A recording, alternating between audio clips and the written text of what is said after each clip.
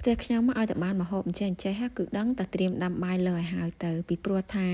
ម្ហូបនេះគឺចុះបាយខ្លាំងណាស់ញ៉ាំហើយគឺចង់ញ៉ាំបាយទៀតញ៉ាំអត់ចង់ឈប់ទេត្រីម្ដែងជាមួយនឹងជ្រក់ស្វាយញ៉ាំជាមួយនឹងបាយកកក៏ត្រូវញ៉ាំជាមួយនឹងបាយក្តៅក៏ត្រូវថ្ងៃនេះគឺខ្ញុំនឹងបង្ហាញអំពីតិចនិចនៅក្នុងការសម្អាតត្រីអណ្ដែង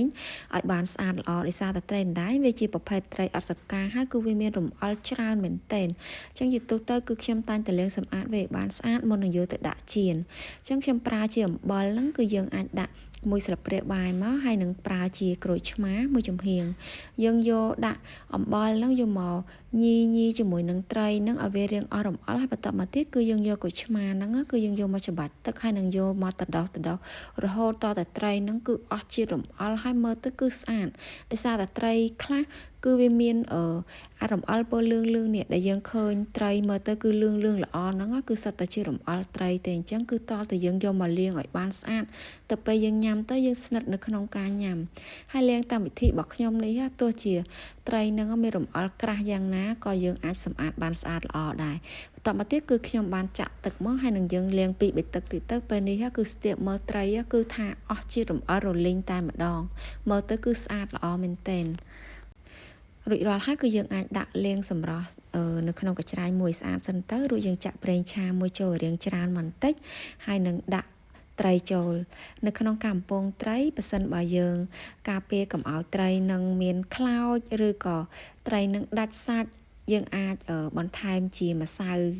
អីក៏បានដែរម្សៅពោតម្សៅឆាអីយើងដាក់បន្តិចមកធ្វើឲ្យយើងបំពងគឺអត់ផ្ទុះហើយត្រីនឹងគឺបានក្រៀមល្អហើយសាច់ស្អាតបែបនេះអញ្ចឹងជាទូទៅពេលខ្ញុំបំពងត្រីខ្ញុំតែងតែលួចដាក់ម្សៅបន្តិចអញ្ចឹងទៅគឺឃើញឲ្យត្រីយើងនឹងស្អាតល្អមែនទែន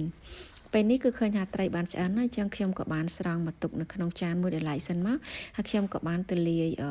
ជ្រក់ដើម្បីយើងធ្វើលាយញ៉ាំជាមួយនឹងត្រី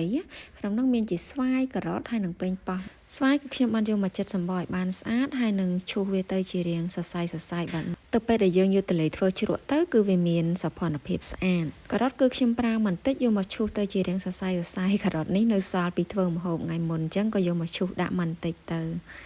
យើងច្បល់ស្វាយជាមួយនឹងការ៉ុតនឹងឲ្យបានសព្វគ្នាទៅហើយប្រើជាខ្ទឹមក្រហមនឹងគឺមកចំហៀងមកបានហើយហាន់វារាងល្អិតពេញប៉ោះគឺយកមកចិតក្បាលចាញ់ហើយនឹងចិតយកទៅក្នុងកដាលបន្ទាប់មកគឺយើងហាន់ទៅជាដុំរាងតូចមកល្មមបុកខ្ទឹមស3 4 កំពឹសជាមួយនឹងម្ទេសគឺដាក់ទៅតាមចំណង់ចំណូលចិត្តពេលបុកបានម៉ត់ល្អហើយគឺបន្ថែមគ្រឿងផ្សំចូលដែលមានដូចជាអំបិល1ចុងស្លាបព្រាបាយស្ករសហ្នឹងគឺ1ស្លាបព្រាកាហ្វេទៅហើយនឹងម្សៅស៊ុបហ្នឹងគឺចំនួន1ស្លាបព្រាកាហ្វេដែរ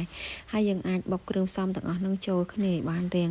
ម៉ត់ល្អបន្តិចទៅរួចចាំយើងដួសទុកដើម្បីយើងយកទៅលាយជាមួយនឹងស្វាយចាពេលនេះគឺយើងអាចដាក់ស្វាយយើងចូលទៅក្នុងចានមួយមកហើយនឹងដាក់ខ្ទឹមក្រហមហើយនឹងប៉េងប៉ោះចូលរួចយើងដួសគ្រឿងដែលយើងបានបុកហើយបាញ់មិញយកមកច្បល់គ្នាឲ្យបានរាងសព្វគ្នាបន្តិចទៅហើយនឹងឲ្យស្វាយហ្នឹងគឺវាបានរាងចេញជាតិជូរផងពេលបានសព្វគ្នាបានល្អហើយគឺចុងក្រោយបន្ថែមជាមួយនឹងស្លឹកខ្ទឹមហើយកូរច្បល់វាបន្តិចទៀតមកតែប៉ុណ្ណឹងគឺជ្រក់ស្វាយរបស់យើងមានរសជាតិឆ្ងាញ់ឈ្ងុយហើយតំណងខ្លាំងមែនតើមើលតពណ៌គេក៏ដឹងដែរអត់ចាំបាច់បរិយាយទេហើយខ្ញុំនិយាយមែនសម្រាប់មុខនេះគឺខ្ញុំចូលចិត្តញ៉ាំខ្លាំងពេលខ្លះយើងតលន់សាច់អីអញ្ចឹងគឺអាចសាកធ្វើមុខនេះទៅព្រោះអីពេលខ្លះខ្ញុំនិយាយមែនតល់មុខម្ហូបដើរផ្សារពី3ត្រឡប់អីដឹងតែត្រូវធ្វើម្ហូបអីទេចឹងយើងអាចចាប់តាមនៅក្នុងការភ្លក់មកខ្ញុំនិយាយមែនគឺថាចាប់ជាតិគ្នាល្អមែនទែន